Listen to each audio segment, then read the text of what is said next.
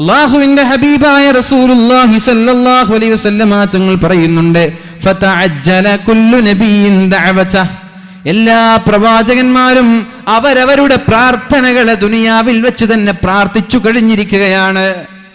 എന്നാൽ ഞാനോ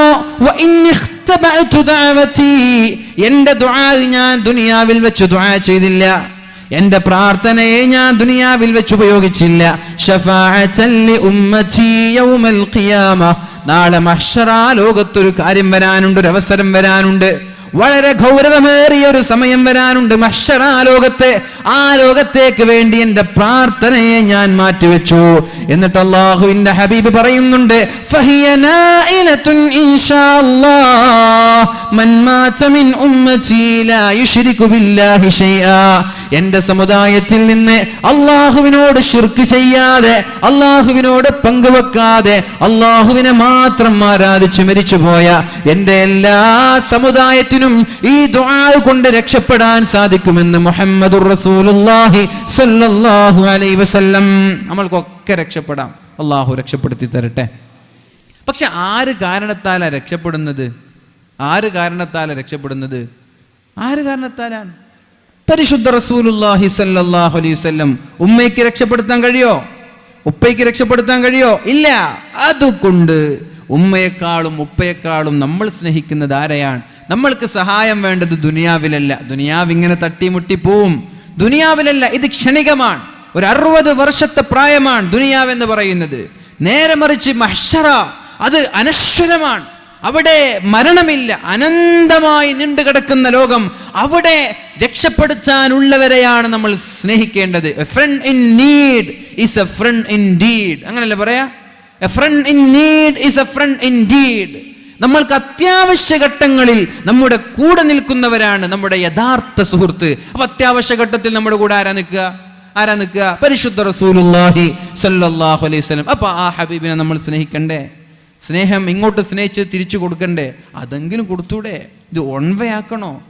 ഇതൊരു 1 വേ ആക്കണ്ട, 2 വേ ആയിക്കോട്ടെ. നബി തങ്ങൾ ഇങ്ങോട്ട് സ്നേഹിച്ചു, അങ്ങോട്ട് തിരിച്ചു നമ്മൾ കൊടുക്കുന്നില്ല. എന്തൊരു നിരാശയായിരിക്കും അത്. അതുകൊണ്ട് അല്ലാഹുവിന്റെ ഹബീബ് മുഹമ്മദുർ റസൂലുള്ളാഹി സ്വല്ലല്ലാഹു അലൈഹി വസല്ലം തന്റെ പ്രാർത്ഥനയെ ഉപയോഗിച്ചില്ല.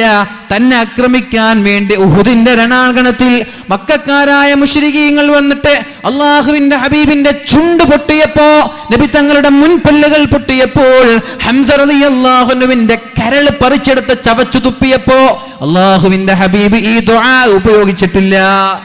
സ്വഹാബാക്കൾക്ക് വേണ്ടി ഉപയോഗിച്ചില്ല. 3 മാസക്കാലം പട്ടിണി കിടന്നിട്ട് വെള്ളവും ഈത്തപ്പഴവുമല്ലാതെ, ആ ഭാര്യയ്ക്കോ മക്കൾക്കോ ഒന്നുമില്ലാതെ പ്രയാസപ്പെടുന്ന സമയത്ത് പോലും അല്ലാഹുവിന്റെ ഹബീബ് ദുആ ഉപയോഗിച്ചില്ല. ഭാര്യയ്ക്ക് വേണ്ടിയോ മക്കൾക്ക് വേണ്ടിയോ സ്വഹാബകൾക്ക് വേണ്ടിയോ കുടുംബത്തിന് വേണ്ടിയോ ഒരാൾക്ക് വേണ്ടിയും ഉപയോഗിക്കാതെ എന്റെ ഉമ്മത്തിന്, എന്റെ സമുദായത്തിന് വേണ്ടി ഞാൻ ഉപയോഗിക്കുന്നു എന്ന് പറഞ്ഞ് നമ്മൾക്ക് വേണ്ടി ദുആ മാറ്റിവെച്ച ഹബീബിനെ നമ്മൾ തിരിച്ച് സ്നേഹിക്കണ്ടയോ? അവർക്ക് വേണ്ടി വല്ലതും നമ്മൾ ചെയ്യേണ്ടയോ? മുഅ്മിനീങ്ങളെ, ആ ചെയ്യലാണ് വളരെ മുഅ്മിനീങ്ങളായി ചിട്ടയോടെ വളരുക എന്നുള്ളത്. എന്നെ കാണുമ്പോൾ എൻ്റെ ഹബീബിന് സന്തോഷം തോന്നുമോ എന്ന് നമ്മൾ ആലോചിക്കണം. രാത്രിയായാൽ ഇറങ്ങിച്ചെന്ന് ഇതുപോലെയുള്ള വ്യഭിചാരങ്ങളിലും അവിഹിത ബന്ധങ്ങളിലും ഏർപ്പെടുന്നത് എൻ്റെ ഹബീബ് കണ്ടാൽ, എൻ്റെ റസൂല് കണ്ടാൽ എൻ്റെ റസൂലിന് വേദനിക്കൂലേ എന്നൊരു ചിന്ത നമ്മൾക്കുണ്ടാവണം. ഞാൻ കളവ് പറയുന്നത്, ഞാൻ കഞ്ചാവ് ഉപയോഗിക്കുന്നത്, ഞാൻ വ്യഭിചരിക്കുന്നത്, ഞാൻ ഹറാം ചെയ്യുന്നത്, ഞാൻ കള്ള് കുടിക്കുന്നത് എൻ്റെ ഹബീബ് കണ്ടാൽ, സുബഹി നിസ്കരിക്കാതെ ഞാൻ കിടന്നുറങ്ങുന്നത് എൻ്റെ ഹബീബ് കണ്ടാൽ എൻ്റെ ഹബീബിന് വേദനിക്കൂലേ എന്നൊരു വിഷമം നമ്മൾക്കുണ്ടാവണം. കാമുകി കാണുമ്പോൾ നമ്മൾ നന്നാവുന്നില്ലേ? ഇല്ലേ? കാമുകി കാണുമ്പോൾ നമ്മൾ നന്നാവുന്നില്ലേ? കാമുകി കാണുമെന്ന് ഏതെങ്കിലും ഒരു സ്ഥലത്ത് കാണാമെന്ന് പറഞ്ഞാൽ ഏറ്റവും നല്ല വസ്ത്രം ധരിച്ചിട്ടല്ലേ നമ്മൾ പോവുക? കുളിച്ചിട്ടല്ലേ നമ്മൾ പോവുക? വളരെ സുന്ദരനായിട്ടല്ലയോ നമ്മൾ പോവുക? അവളുടെ കൂടെ സമയം ചെലവഴിക്കുമ്പോൾ സ്വഭാവത്തിൽ ഒരു കുറവ് പോലും വരരുത് എന്ന് നമ്മൾ ചിന്തിക്കാറില്ലേ? സ്വഭാവത്തിൽ ഒരു കുറവ് പോലും വരരുത് എന്ന് നമ്മൾ ചിന്തിക്കാറില്ലേ? കാമുകി വേണ്ട, ഒരു പക്ഷേ ഇവിടെ കൂടിയിരിക്കുന്ന നിങ്ങൾക്കൊന്നും പ്രണയിച്ചിട്ട് പരിചയം ഉണ്ടാവൂല. എന്നാൽ കല്യാണം കഴിക്കാൻ വേണ്ടി എൻഗേജ്മെന്റ് കഴിഞ്ഞാൽ, അല്ലെങ്കിൽ നിക്കാഹ് കഴിഞ്ഞാൽ, അല്ലെങ്കിൽ കല്യാണം കഴിഞ്ഞ് ആദ്യത്തെ 2-3 മാസം, പിന്നുള്ള കഥ ഞാൻ പറയുന്നില്ല അല്ലേ, കല്യാണം കഴിഞ്ഞിട്ട് ആദ്യത്തെ 2-3 മാസം പെണ്ണുങ്ങളൊക്കെ എന്ത് നല്ല സ്വഭാവക്കാരാണ്, ഒരു ചൂരിദാർ വാങ്ങിച്ചിട്ടേ എനിക്ക് വേണ്ട, എനിക്കിതൊക്കെ മതിയായി എന്നെല്ലാം പറയും. എന്നാൽ 3 മാസം കഴിഞ്ഞിട്ട് ചോദിച്ചു നോക്കി നിങ്ങൾ, ചൂരിദാർ വേണോ? ചൂരിദാറല്ല, ഷോപ്പ് തന്നെ വേണമെന്നാ പറയാ. നിങ്ങളോടൊരു പരാതി പറയില്ല. ആദ്യത്തെ 3 മാസം എന്തൊരു സ്നേഹമാണ്, ഒരു പരാതി പറയില്ല. എന്നാൽ പിന്നെ ഒരു 3-4 മാസമൊക്കെ കഴിഞ്ഞാൽ തുടങ്ങും, എനിക്കിവിടെ ശരിയാവൂലേ, എനിക്ക് നിങ്ങളുടെ ഉമ്മയായിട്ട് എനിക്ക് പൊരുത്തപ്പെടാൻ കഴിയില്ലേ, നിങ്ങളുടെ ഭർത്താവിൻ്റെ, നിങ്ങളുടെ ജ്യേഷ്ഠൻ്റെ ഭാര്യയായിട്ട് എനിക്ക് പൊരുത്തപ്പെടാൻ കഴിയില്ല, നിങ്ങളുടെ പെങ്ങന്മാർ ഇങ്ങനെയൊക്കെ പറയുന്നിട്ട് തുടങ്ങും. അപ്പോൾ ആദ്യത്തെ 6 മാസം ഇതൊന്നും ഉണ്ടായിട്ടില്ല, ഉണ്ടായി. പക്ഷെ ആദ്യം കാണുമ്പോഴുള്ള ആ ഒരു സ്നേഹം കൊണ്ട് ആ പ്രയാസങ്ങളൊക്കെ മറച്ചു വെച്ച് ഏറ്റവും നല്ല സ്വഭാവത്തോടു കൂടി പെരുമാറി. പിന്നെ അത് സ്നേഹം കുറയുമ്പോൾ പിന്നെ സ്വഭാവത്തിൽ മാറ്റം വരികയാണ്. അതുകൊണ്ട് എൻ്റെ പ്രിയമുള്ള മുഅ്മിനീങ്ങളോട് പറയുന്നത്, അല്ലാഹുവിൻ്റെ ഹബീബ് സല്ലല്ലാഹു അലൈഹി വസല്ലം നമ്മൾ ചെയ്യുന്ന പ്രവർത്തനങ്ങൾ കണ്ടാൽ നബി തങ്ങൾക്ക് വേദനിക്കൂലേ എന്ന ഒരു ചിന്ത നമ്മളിൽ ഉണ്ടാവണം. എന്നിട്ട് നബി തങ്ങൾക്ക് കൊടുക്കാനുള്ള സമ്മാനം എന്താണ്? നമ്മെ സ്നേഹിച്ചതിൻ്റെ പേരിൽ അല്ലാഹുവിൻ്റെ ഹബീബിനെ തിരിച്ച് നമ്മൾക്ക് കൊടുക്കാൻ കഴിയുന്ന സമ്മാനമാണ് ഏറ്റവും നല്ല രീതിയിൽ ജീവിക്കുക എന്നുള്ളത്. തെറ്റുകൾ ചെയ്യാതെ ജീവിക്കുക എന്നുള്ളത്, അതാണ് തിരിച്ച് അല്ലാഹുവിൻ്റെ ഹബീബിന് നമ്മൾക്ക് നൽകാനുള്ള സമ്മാനം. അല്ലാഹു തൗഫീഖ് ചെയ്യട്ടെ. നബി തങ്ങൾക്ക് വലിയ ഇഷ്ടമായിരിക്കും നമ്മൾ ഏറ്റവും നല്ല സ്വഭാവത്തോടു കൂടി ജീവിച്ചാൽ. നിസ്കരിക്കലൊന്നല്ല വലിയ പ്രധാനം, സ്വഭാവം നന്നാക്കിയാൽ മതി. നിസ്കാരമൊക്കെ വേണം, സ്വഭാവം നന്നാക്കിയാൽ തന്നെ നബി തങ്ങൾക്ക് വലിയ ഇഷ്ടമാകും. കാരണം ഇസ്ലാമിനെ വിലയിരുത്തുന്നത് നിസ്കാരത്തിലല്ല, ഒരു മനുഷ്യന്റെ സ്വഭാവത്തിലാണ്. ഇസ്ലാമിനെ വിലയിരുത്തുന്നത് നിങ്ങൾ എത്രത്തോളം നിസ്കരിക്കുന്നുണ്ട്, നിങ്ങൾക്ക് തഹജ്ജുദുണ്ടോ, നിസ്കാരത്തഴമ്പുണ്ടോ നോക്കിയിട്ടല്ല, നിങ്ങളുടെ സ്വഭാവം കണ്ടിട്ടാണ് ഇസ്ലാമിനെയും മുസ്ലിമിനെയും വിലയിരുത്തുന്നത്. നിങ്ങളുടെ സ്വഭാവം കാണുമ്പോഴാണ് മുഹമ്മദ് നബിയുടെ സ്വഭാവം ഓർമ്മ വരുന്നത്. നിങ്ങൾ മോശമാകുമ്പോൾ അവർ പറയും നിങ്ങളുടെ പ്രവാചകന് മോശമായിരിക്കുമെന്ന്. നിങ്ങൾ നന്നായാൽ അവർ പറയും നിങ്ങളുടെ പ്രവാചകനും നല്ലവരാണ് എന്ന്. അതുകൊണ്ട് പ്രവാചകനെ കുറിച്ച് നല്ലത് പറയിപ്പിക്കാൻ നമ്മൾക്ക് ചെയ്യാൻ പറ്റുന്ന വഴി ഏറ്റവും നല്ല സ്വഭാവത്തോടെ ജീവിക്കുക എന്നുള്ളതാണ്. അതാണ് പുണ്യ ഹബീബിന് തിരിച്ച് നമ്മൾക്ക് കൊടുക്കാനുള്ള സമ്മാനം. അള്ളാഹു തൗഫീഖ് ചെയ്യട്ടെ. പ്രതിജ്ഞയെടുക്കണം, എൻ്റെ നാവ് കൊണ്ട് ഞാൻ ജീവിതത്തിൽ ഒരാളെയും വേദനിപ്പിക്കൂല എന്ന്. എൻ്റെ നാവ് കൊണ്ട് ജീവിതത്തിൽ ഒരാളെ ഞാൻ വേദനിപ്പിക്കൂല എന്ന്. എൻ്റെ സ്വഭാവം കൊണ്ട് ഞാൻ ഒരാളെ വേദനിപ്പിക്കൂല എന്ന്. മുസ്ലിമായാലും അമുസ്ലിമായാലും അവർക്കൊക്കെ ഞാൻ സ്നേഹം മാത്രമേ നൽകുമെന്നുള്ള പ്രതിജ്ഞ. അതാണ് ഈ റബീഇൽ നിങ്ങളോട് എനിക്ക് നൽകാനുള്ള സന്ദേശം. നമ്മൾക്ക് നബി തങ്ങൾക്ക് നൽകാനുള്ള സമ്മാനം ചിട്ടയോടെയുള്ള, അച്ചടക്കത്തോടെയുള്ള, സ്വൽസ്വഭാവത്തോടെയുള്ള ജീവിതമാണ്. അല്ലാഹു റബ്ബ് സുബ്ഹാനഹു വ തആല തൗഫീഖ് നൽകട്ടെ. പരിശുദ്ധ റസൂലുള്ളാഹി സ്വല്ലല്ലാഹു അലൈഹി വസല്ലം ശഫാഅത്തിന്റെ രംഗം പറയുന്നുണ്ട് മഹ്ശറാ ലോകത്ത്. അല്ലാഹ് വളരെ നീണ്ട ഹദീസാണിത്. അള്ളാഹുവിന്റെ ഹബീബ് സുജൂദിൽ കിടക്കുന്ന രംഗം നമ്മൾക്കറിയാം. ആ സമയത്താണ് അള്ളാഹു പറയുന്നത്, യാ മുഹമ്മദ് ഇർഫഅ റഅസക്, മുഹമ്മദേ തല ഉയർത്തൂ, ആവശ്യമുള്ളത് ചോദിക്കൂ. മഹ്ശറാ ലോകത്ത് എല്ലാവരും ഇവിടെ ഇല്ലേ? ഒന്ന് എണീറ്റ് നിന്നിട്ട് ഇരിക്കണോ? വേണമെങ്കിൽ ഒന്ന് എണീറ്റ് നിന്നിട്ട് ഇരുന്നോളൂ. ഞാൻ നിർത്തും, കുറെ സമയമൊന്നുമില്ല, 10 മണിയായി, നിർത്താനായി. ഒന്ന് എണീറ്റ് നിന്നിട്ട് സല്ലു അലാ സയ്യിദിനാ മുഹമ്മദ്, اللهم صل على سيدنا محمد وعلى آل سيدنا محمد وبارك وسلم عليه. اللهم صل على سيدنا محمد وعلى آل سيدنا محمد وبارك وسلم عليه. ഒരു 10 ആകുമ്പോഴേക്കും നിർത്തി ദുആക്കെ ചെയ്ത് പിരിയ ഇൻഷാ അല്ലാഹ്. ഇതെന്തായാലും അള്ളാഹു സ്വീകരിക്കുമെന്ന് ഉറപ്പാണ്. നബി തങ്ങളെക്കുറിച്ച് ചർച്ച ചെയ്യുന്ന ഒരു ഹദീസ്, ഒരു സദസ്സാണിത്. മഹ്ശറാ ലോകത്ത് എല്ലാ പ്രവാചകന്മാർക്കും പ്രത്യേകമായ ഇരിപ്പിടമുണ്ട് എന്നാണ്, സിംഹാസനം. എല്ലാ പ്രവാചകന്മാർക്കും ഒരു സിംഹാസനമുണ്ട്. അതേപോലെ വളരെ മനോഹരമായ ഒരു സിംഹാസനം അള്ളാഹുവിൻ്റെ ഹബീബായ റസൂലുള്ളാഹി സ്വല്ലല്ലാഹു അലൈഹി വസല്ലമ തങ്ങൾക്കുമുണ്ട്. എല്ലാ പ്രവാചകന്മാരും അവരവരുടെ സിംഹാസനത്തിൽ കയറിയിരിക്കുകയാണ്. നമ്മളൊക്കെ ആദ്യം വന്നിട്ട് സീറ്റ് പിടിക്കൂലേ, അതേപോലെ പ്രവാചകന്മാർ അവരുടെ ഉല്ലേഖനം ചെയ്യപ്പെട്ട സിംഹാസനത്തിൽ കയറിയിരിക്കുകയാണ്. പക്ഷേ ഒരു ചെയർ മാത്രം, ഒരു സിംഹാസനം മാത്രം ഒഴിഞ്ഞു കിടക്കുന്നു.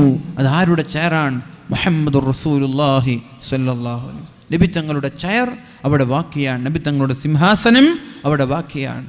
അപ്പോഴാണ് അല്ലാഹുവിന്റെ ഹബീബിനോട് അല്ലാഹു ചോദിക്കുന്നത്, യാ മുഹമ്മദു, മുഹമ്മദ് നബിയെ, നിങ്ങളെന്തേ നിങ്ങളുടെ സിംഹാസനത്തിൽ കയറിയിരിക്കാത്തത്? നിങ്ങളെന്തേ നിങ്ങളുടെ സിംഹാസനത്തിൽ കയറിയിരിക്കാത്തത്? അപ്പോഴാണ് പരിശുദ്ധ റസൂലുള്ളാഹി സ്വല്ലല്ലാഹു അലൈഹി വസല്ലമ തങ്ങൾ പറയുന്നത്, അല്ലാഹുവേ, ഞാൻ എൻ്റെ സിംഹാസനത്തിൽ കയറിയിരിക്കാതിരിക്കാനുള്ള കാരണം ഞാൻ പേടിച്ചു പോയതാണ് റബ്ബേ. എന്താ പേടിച്ചത്? ആ സിംഹാസനത്തിൽ കയറിയാൽ എന്നെ നേരെ സ്വർഗത്തിലേക്ക് കൊണ്ടുപോകുമോ എന്നാണ് എൻ്റെ പേടി. എന്നെ സ്വർഗത്തിലേക്ക് കൊണ്ടുപോകുമോ എന്നാണ് എൻ്റെ പേടി. സ്വർഗത്തിലേക്ക് കൊണ്ടുപോകുന്നതിൽ പേടിക്കാൻ എന്താണ്? സന്തോഷിക്കുകയല്ലേ വേണ്ടത്? സ്വർഗത്തിലേക്ക് കൊണ്ടുപോയാൽ സന്തോഷിക്കുകയല്ലേ വേണ്ടത്? പക്ഷെ നബിത്തങ്ങൾക്കതൊരു പേടിയായിരുന്നു എന്നാണ്, നബിത്തങ്ങൾക്കതൊരു വിഷമമായിരുന്നു എന്നാണ്. അല്ലാഹുവേ, എന്നെ നീ സിംഹാസനത്തിൽ കയറിയിരിക്കുമ്പോൾ നേരെ സ്വർഗത്തിലേക്ക് കൊണ്ടുപോയാൽ ഇതാ നീണ്ടുകിടക്കുന്ന മഹ്ശറാലോകത്തുള്ള എൻ്റെ ഉമ്മത്ത്, എൻ്റെ സമുദായം അനാഥരാകുമോ എന്ന് പേടി. അതാണ് പേടി. ഞാൻ സ്വർഗത്തിലേക്ക് പോയാൽ എൻ്റെ സമുദായത്തിൻ്റെ കാര്യങ്ങൾ ആരാണ് ചർച്ച ചെയ്യുക? എൻ്റെ സമുദായം ഇവിടെ ഒരു ചാൻ മുകളിലുള്ള സൂര്യന്റെ ചൂടേറ്റ് വിയർത്ത് കുളിക്കുമ്പോൾ, അല്ലാഹുവേ, ഞാൻ സ്വർഗത്തിലേക്ക് പോയാൽ എൻ്റെ ഉമ്മത്തിന്റെ കാര്യം ശബ്ദിക്കാൻ ഇവിടെ ആരാണുണ്ടാവുക? അതുകൊണ്ട് ഞാൻ എൻ്റെ ഉമ്മത്തിന്റെ കാര്യത്തിൽ ഒരു തീരുമാനം നീ കൊണ്ടുവരുന്നത് വരെ എൻ്റെ സിംഹാസനത്തിൽ കയറിയിരിക്കൂല എന്ന് മുഹമ്മദുർ റസൂലുള്ളാഹ്.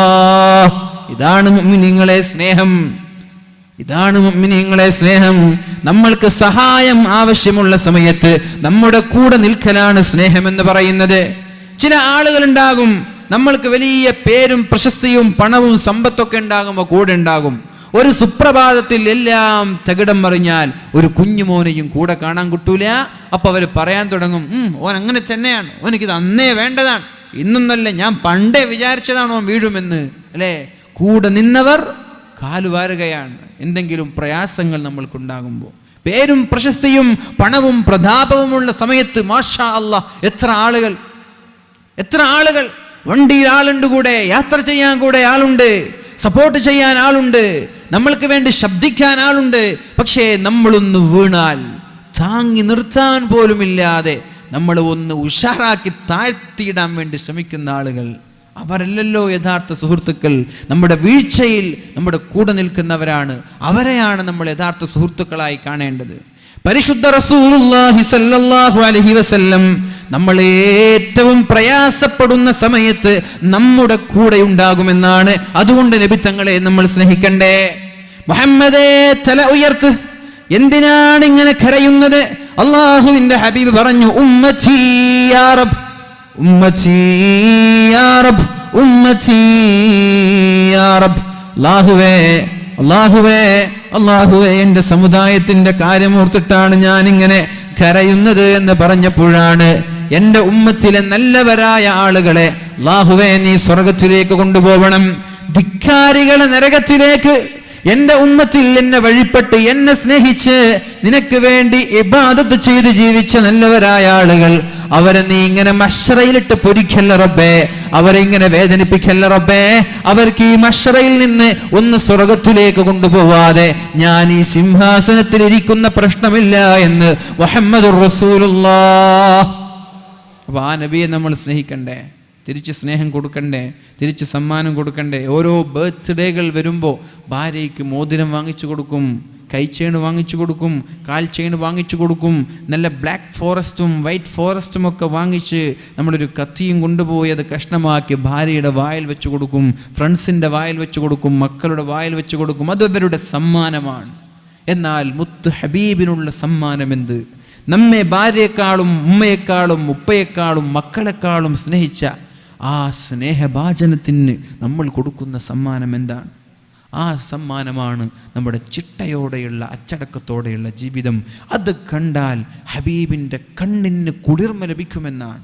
നമ്മൾ കാണുമ്പോൾ ഹബീബിൻ്റെ കണ്ണിന് കുളിർമ ലഭിക്കണം. ഹബീബ് നമ്മെ വീക്ഷിച്ചുകൊണ്ടേയിരിക്കുകയാണ് റൗദയിൽ കിടന്നിട്ട്. അള്ളാഹു നല്ല രീതിയിൽ ജീവിക്കാൻ നമ്മൾക്ക് തൗഫീക്ക് ചെയ്യട്ടെ. പരിശുദ്ധ റസൂലുള്ളാഹി സ്വല്ലല്ലാഹു അലൈഹി വസല്ലം ഒരു ആയത്ത് ഓതുമ്പോൾ കരഞ്ഞ ഒരു സംഭവമാണ് ഇനി പറയാനുള്ളത്. പരിശുദ്ധ ഖുർആനിൽ ഒരു ആയത്ത് ഓതിയപ്പോൾ നബി തങ്ങൾ പൊട്ടി പൊട്ടി കരഞ്ഞു എന്നാണ്. അതും കരഞ്ഞത് ഉമ്മത്തിനെ ഓർത്തിട്ടാണ്, നമ്മൾ ഓർത്തിട്ടാണ്. ബിസ്മില്ലാഹിർ റഹ്മാനിർ റഹീം, സൂറത്തു ഇബ്രാഹീമിലെ 36-ാമത്തെ ആയത്ത്. റബ്ബി ഇന്നഹുന്ന അളലൽന കസീറൻ മിനന്നാസ് ഫമൻ തബിഅനി ഫഇന്നഹു മിന്നി വമൻ അസ്വാനി ഫഇന്നക ഗഫൂറുർ റഹീം. ഇബ്രാഹിം നബി അലൈഹിസ്സലാം അദ്ദേഹത്തിന്റെ സമുദായത്തോട് പെരുമാറിയ രംഗമാണ് ഖുർആനിൽ പറയുന്നത്. നോക്കണം, നമ്മൾക്ക് ലഭിച്ച സൗഭാഗ്യമാണ് അള്ളാഹുവിൻ്റെ ഹബീബിനെ പ്രവാചകനായിട്ട് ലഭിച്ചു എന്നുള്ളത്. ഇബ്രാഹിം നബിയുടെ സമുദായത്തിന് ഇബ്രാഹിം നബിയെ കിട്ടിയത്, മൂസാ നബിയുടെ സമുദായത്തിന് മൂസാ നബിയെ കിട്ടിയത്, പ്രവാചകന്മാരിൽ ഏറ്റവും ഉത്കൃഷ്ടരായ ഒരാളെ കിട്ടിയെന്നുള്ളത് നമ്മുടെ ഭാഗ്യമല്ലേ? നമ്മൾ ഇബ്രാഹിം നബിയുടെ ഉമ്മത്തായി ജീവിച്ചിരുന്നെങ്കിൽ ഈ ഒരു ഭാഗ്യം കിട്ടോ? മറ്റുള്ള പ്രവാചകന്മാരെ നിസ്സാരമാക്കുകയല്ല, അള്ളാഹുവിന്റെ ഹബീബിന്റെ മഹത്വം പറയുകയാണ്. മഹാനായ ഇബ്രാഹിം നബി അലൈഹിസ്സലാം തന്റെ സമുദായത്തോട് പെരുമാറിയ രീതി, ഒരുപാട് കാലം ദഅവത്ത് നടത്തിയിട്ട് മഹാനായ ഇബ്രാഹിം നബി അലൈഹിസ്സലാം ക്ഷീണിച്ചു പോയപ്പോ, സമുദായത്തിൽ നിന്ന് നിരാശരായപ്പോൾ അള്ളാഹുവിനോട് ഇബ്രാഹിം നബി ഒരു ദുആ ചെയ്യുന്നുണ്ട്, പ്രാർത്ഥിക്കുന്നുണ്ട്. എന്താണ് ആ പ്രാർത്ഥന? റബ്ബി ഇന്നഹുന്ന അളലൽന കസീറൻ മിനന്നാസ്. അല്ലാഹുവേ എന്റെ സമുദായത്തിലെ ഒരുപാട് ആളുകൾ വഴി പിഴച്ചു പോയിട്ടുണ്ട് റബ്ബേ. എൻ്റെ സമുദായത്തിലെ കേൾക്കണേ, സഹോദരന്മാരെ കേൾക്കണേ. നിങ്ങളുടെ മൈൻഡ്, നിങ്ങളുടെ ചെവി നിങ്ങൾ ഇങ്ങോട്ട് തന്നെ തരിക. ഞാൻ നിർത്തും, വേഗം നിർത്തും. ഇപ്പോൾ ചില ആളുകൾക്ക് കൂടിപ്പോകുമ്പോൾ പിന്നെ കോൺസെൻട്രേഷൻ കിട്ടൂല. അതൊക്കെ ഉള്ളത് തന്നെയാണ്. 2 മണിക്കൂറൊന്നും പ്രസംഗിച്ചുകൂടാന്നുള്ളതാണ് സത്യത്തിൽ. നബി തങ്ങളുടെ പ്രസംഗമൊക്കെ വളരെ ചുരുങ്ങിയ പ്രസംഗങ്ങളായിരുന്നു. പക്ഷെ നമ്മൾക്കിപ്പോൾ അതൊന്നും ചെയ്യാതിരിക്കാൻ കഴിയില്ലല്ലോ. ഞാൻ യാത്ര ചെയ്യാൻ തുടങ്ങി എത്ര മണിക്ക് 11 മണിക്ക് തുടങ്ങിയ യാത്ര. ഇന്നലെ ഒരു ഡേറ്റ് കൊടുത്തിരുന്നത് ക്യാൻസൽ ആയതിൻ്റെ പേരിൽ യാത്ര കുറച്ച് ലോങ് ആയിപ്പോയി. 11 മണിയാകുമ്പോൾ എത്രയാണ്? 12, 1, 2, 3, 4, 5, 6, 7, 8 മണിക്കൂർ യാത്ര ചെയ്തിട്ട് ഇവിടെ എത്തി. റബ്ബി ഇന്നഹുന്ന അളലൽന കസീറൻ മിനന്നാസ്. അല്ലാഹുവേ, ജനങ്ങളിൽ ഒരുപാട് ആളുകൾ വഴി പിഴച്ചുപോയി റബ്ബേ, വഴി പിഴച്ചുപോയി ഒരുപാട് ആളുകൾ. ഫമൻ തബിഅനി ഫഇന്നഹു മിന്നി. അല്ലാഹുവേ, ആരാണ് എന്നെ കൊണ്ട് പിന്തുടരുന്നത്, ആരാണ് എൻ്റെ കൂടെ നിൽക്കുന്നത്, അവരുടെ കാര്യം മാത്രമേ എനിക്ക് ശ്രദ്ധിക്കാനുള്ളൂ. എൻ്റെ കൂടെ നിന്നവരെ ഞാൻ ഏറ്റെടുക്കും. എന്നാൽ വമൻ അസ്വാനി ഫഇന്നക ഗഫൂറുർ റഹീം. അല്ലാഹുവേ, എന്നോടാരെങ്കിലും മോശമായി പെരുമാറിയാൽ, അല്ലാഹുവേ, എന്നോടാരെങ്കിലും ഞാൻ പറയുന്നത് കേൾക്കാത്ത ആളുകൾ, അവരുടെ കാര്യം ഞാൻ ഏറ്റെടുക്കുന്നില്ല. അവരെ വേണമെങ്കിൽ നിനക്ക് ശിക്ഷിക്കാം റബ്ബേ, വേണമെങ്കിൽ നിനക്ക് പുറത്തു കൊടുക്കാം റബ്ബേ. ഞാൻ ശ്രദ്ധിക്കുന്നത് എന്നെ ഫോളോ ചെയ്ത ആളുകളെ മാത്രമാണ് എന്ന് മഹാനായ ഇബ്രാഹിം നബി അലൈഹിസ്സലാം പറയുന്ന രംഗം പരിശുദ്ധമായ ഖുർആനിലൂടെ അള്ളാഹുവിന്റെ ഹബീബ് ഓതിയപ്പോൾ കരയാൻ തുടങ്ങി. അതേപോലെ സൂറത്തുൽ മാഇദയിൽ മഹാനായ ഈസാ നബി അലൈഹിസ്സലാം ഓതുന്നൊരു രംഗമുണ്ട്. തുഅദ്ദിബുഹും ഫഇന്നഹും ഇബാദുക. അല്ലാഹുവേ, തുഅദ്ദിബുഹും ഫഇന്നഹും ഇബാദുക. നീ അവരെ ശിക്ഷിക്കുകയാണെങ്കിൽ അത് നിന്റെ ഇഷ്ടമാണ്, കാരണം അവർ നിന്റെ അടിമകളാണ്. എന്നെ പിന്തുടരാത്തവർ, എന്നെ ഫോളോ ചെയ്യാത്തവർ, എന്നെ പിൻപറ്റാത്തവർ, അവരെ നീ ശിക്ഷിക്കുകയാണെങ്കിൽ അത് നിന്റെ ഇഷ്ടമാണ് റബ്ബേ, കാരണം ഫഇന്നഹും മിൻ ഇബാദിക്, ഫഇന്നഹും ഇബാദുക, അവർ നിന്റെ അടിമയാണ്. വയതഗ്ഫിർ ലഹു ഫഇന്നക അൻതൽ അസീസുൽ ഹകീം. ഇനി നീ അവർക്ക് മാപ്പ് നൽകിയാൽ അത് നിന്റെ ഇഷ്ടമാണ്, നീ ഗഫൂറാണല്ലോ, നിന്റെ ഇഷ്ടമാണ്. ഇത് ഈ ആയത്ത് ഓതിയപ്പോഴും അല്ലാഹുവിന്റെ ഹബീബ് കരയാൻ തുടങ്ങി. ഫറഫഅ യദൈഹി, ഇരു കരങ്ങളും ഉയർന്നു. ഓതുന്നതിനിടയിൽ ഇരു കരങ്ങളും ഉയർന്നു. എന്നിട്ട് വഖാൽ പറഞ്ഞു, അല്ലാഹുമ്മ ഉമ്മത്തി, അല്ലാഹുമ്മ ഉമ്മത്തി, അല്ലാഹുവേ എന്റെ സമുദായത്തിന്റെ കാര്യത്തിൽ ഞാൻ അങ്ങനെ പറയില്ല. എന്നെ പിൻപറ്റിയവരെ മാത്രം രക്ഷപ്പെടുത്തണമെന്ന് ഞാൻ പറയില്ല. അല്ലാഹുമ്മ ഉമ്മത്തി ഫബകാ റസൂലുള്ളാഹ്. ഇത് പറഞ്ഞുകൊണ്ട് അല്ലാഹുവിന്റെ ഹബീബ് കരയാൻ തുടങ്ങി. കണ്ണിൽ നിന്ന് കണ്ണുനീർ തുള്ളികൾ ധാരധാരയായി ഒഴുകി. അല്ലാഹുമ്മ ഉമ്മത്തി, അല്ലാഹുവേ എന്റെ സമുദായം, അല്ലാഹുവേ എന്റെ സമുദായം എന്നിങ്ങനെ പറഞ്ഞ് കരയാൻ തുടങ്ങി. അപ്പോഴാണ് അല്ലാഹു തആല മഹാനായ ജിബ്രീൽ അലൈഹിസ്സലാമിനെ വിളിക്കുന്നത്. യാ ജിബ്രീൽ ഇദ്ഹബ് ഇലാ മുഹമ്മദ്.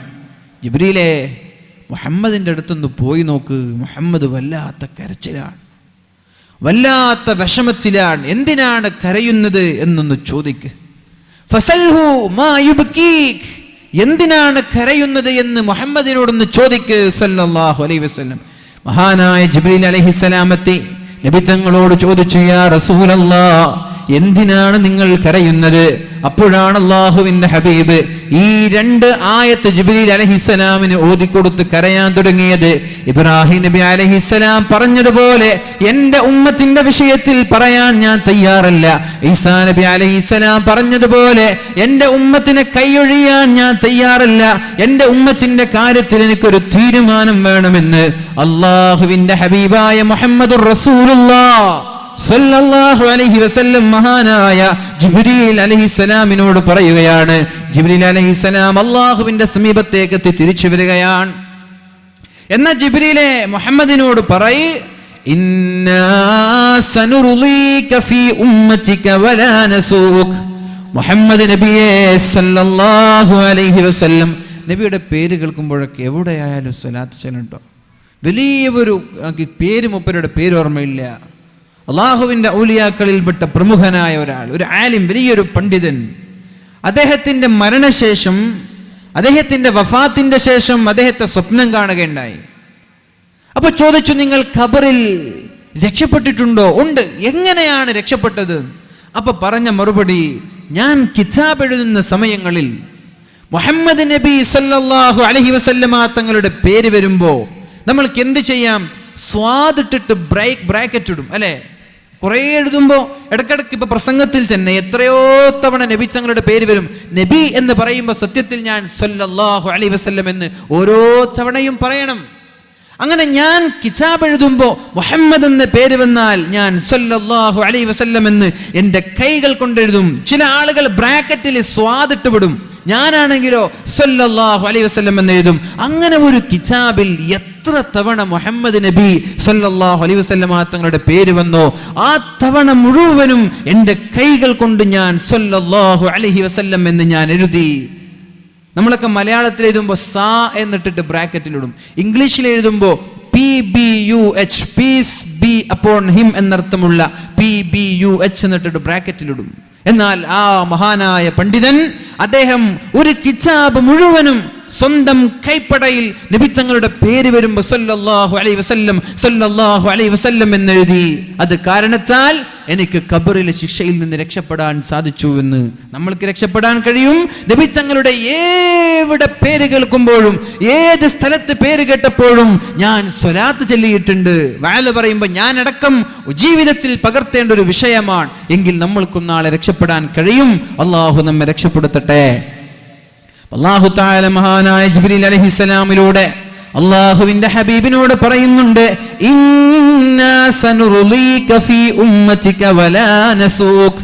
നബിയേ, നിങ്ങളുടെ ഉമ്മത്തിൽ, നിങ്ങളുടെ സമുദായത്തിന്റെ വിഷയത്തിൽ എന്തു ചെയ്താലാണ് നിങ്ങൾ ഇഷ്ടപ്പെടുന്നത് ആ രീതിയിൽ ഞാൻ നിങ്ങളോട് പെരുമാറാം, നിങ്ങളുടെ സമുദായത്തോട് പെരുമാറാം. അഥവാ അല്ലാഹു പറയാണ് നബി തങ്ങളോട്, നിങ്ങളുടെ സമുദായത്തിനെ ഞാൻ ഏത് രീതിയിൽ പെരുമാറുന്നതാണ് നിങ്ങൾക്കിഷ്ടം, നിങ്ങൾക്കിഷ്ടമുള്ളതുപോലെ ഞാൻ ചെയ്യാം. നിങ്ങൾ പറഞ്ഞു ശിക്ഷിക്കണ്ട, ശിക്ഷിക്കുന്നത് എനിക്ക് ഇഷ്ടമല്ല എന്ന്.